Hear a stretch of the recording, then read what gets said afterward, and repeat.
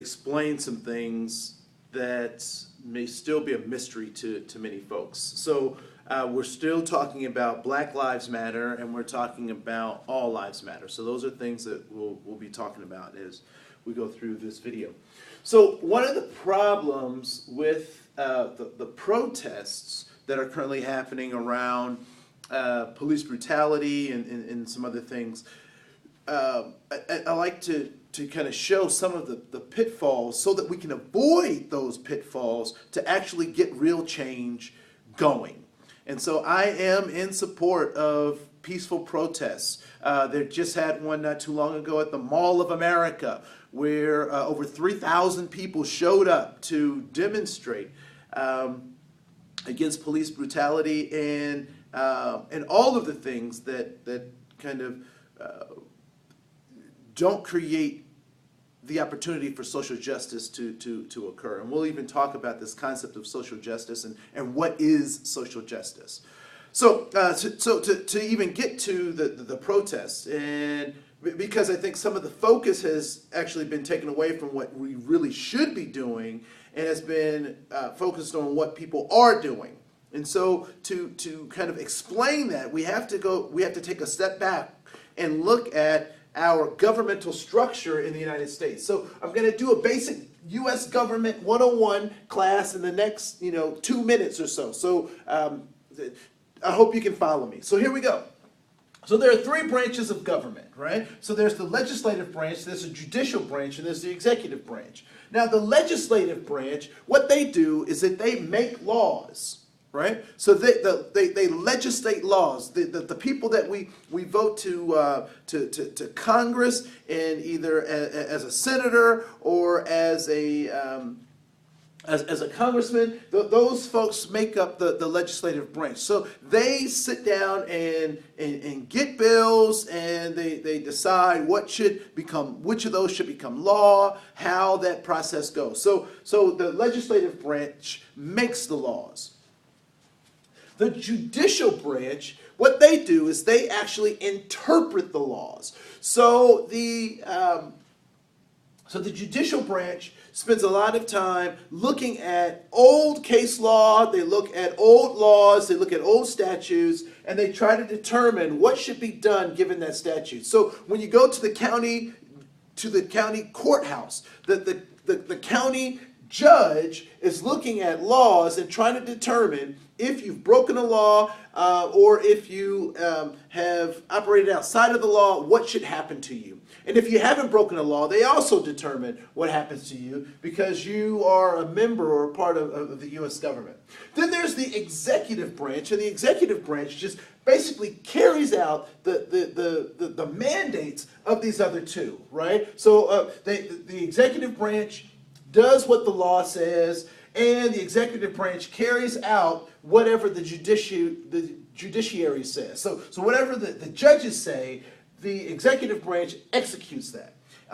So the judicial branch for us is the Supreme Court, that's the highest court, and the executive office is that of the President of the United States. So the President carries out what the judicial branch says. The President's office also executes or does what the legislative branch says, right? So that's basically how the U.S. government kind of works. And so when we talk about police brutality, one of the things that I want folks to really focus on is not the police themselves.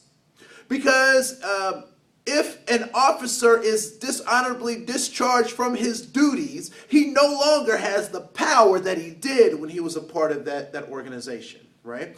And so all too often what we're doing is we're spending a lot of time focusing on either individual officers or individual incidences where officers are just carrying out their duties because they're a part of this executive branch, if you will. If you look at city government or you look at county government, you'll see the same structure, that there are those people, the county commissioners make the laws, there are judges in those counties that determine the laws, and there are sheriffs and police officers that execute what these two things say, right? So legislators say where I can build a house, how big that house can be, what the zonings are for that house.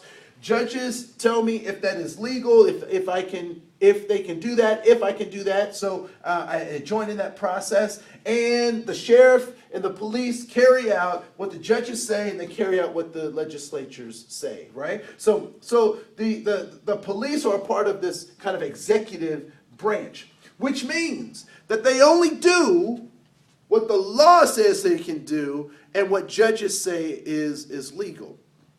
So part of the problem with many of these protests is that we're spending a lot of time talking about individual officers when we should be talking about the policies that the officers are following. And so a police officer can only operate within the boundaries of his or her responsibility, given the policies and the procedures that are given by the judiciary and the legislative branches. Whatever a city has legislated is legal and lawful is what they can do. If a city has not legislated that this is legal and lawful, then they can't do it. So I know a number of people are excited and want to find someone to fight. But unfortunately, we're fighting, in many cases, the wrong situation, the wrong people, the wrong establishment. The executive branch only does what they're allowed to do given statutes, laws, and policies. And so if we actually want authentic and real change, we have to start talking with our policymakers. We need to go to where these policies are enacted and say, look, we want some change in these policies because they're not benefiting us. And when I say us, I mean those taxpayers who are paying who support the U.S. government, whether it be a federal government, whether it be a county government, whether it is a city government. It is the taxpayers' dollars that support that. And so instead of attacking the executive or the executive branch, the people who are carrying out the laws, we need to be targeting the legislatures. And the funny thing is, these folks will sell out these folks so we don't have to talk to them, right? And so one of the things that we have to understand is that we have a system that we need to engage in because it is our system, right? It is our right to not be brutalized by people who use our tax dollars to do that. It is also important to know that many communities have community policing programs that actually benefit and help people,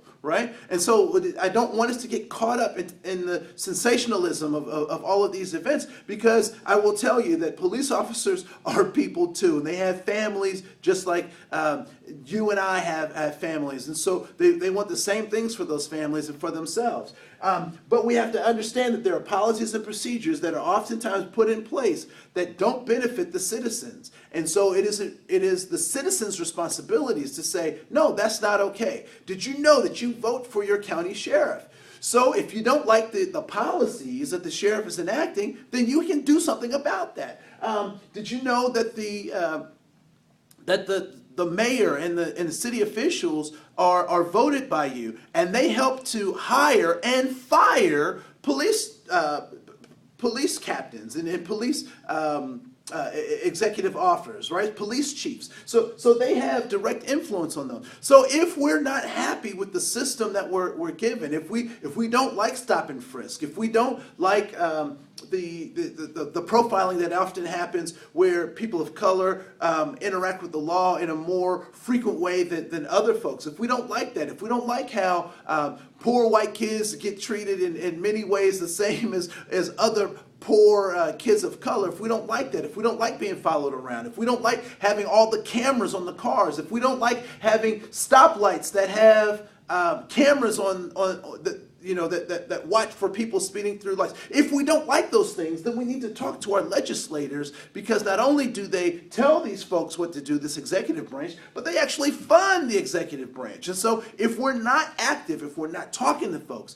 then we're missing the point. And we can blame the executive branch, we can blame the police all we want, but I will tell you that the police are only doing what the policymakers allow them and fund them to do. If the policymakers defund a number of these activities, don't allow them to get cars with cameras that that take pictures, and I mean all this kind of stuff. The legislature is the place where we make that change. And until we make that change, until we start dealing with our legislature, we can yell and be mad at these people all we want, but it is actually the policymakers that can actually make real and authentic change. And if you're ready to do it, I'll see you at a Capitol somewhere. This is Andre, and I'll see you soon.